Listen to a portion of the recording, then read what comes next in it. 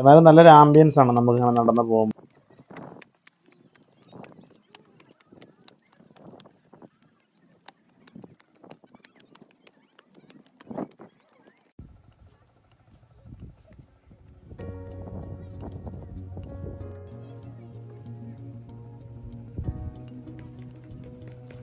ഇതുണ്ടല്ലോ ഓരോ ചെറിയ ഡിസ്റ്റൻസിൽ ഇങ്ങനെ ചെറിയ ചെറിയ ഷോപ്പുകളും വെള്ളം കുടിക്കാനുള്ള സൗകര്യങ്ങളും കാര്യങ്ങളും ഒക്കെ, അതുപോലെ ഇരിക്കാനുള്ള സ്ഥലങ്ങളും എല്ലാം ഉണ്ട്. അതുകൊണ്ട് തന്നെ ആൾക്ക് മടുക്കില്ല.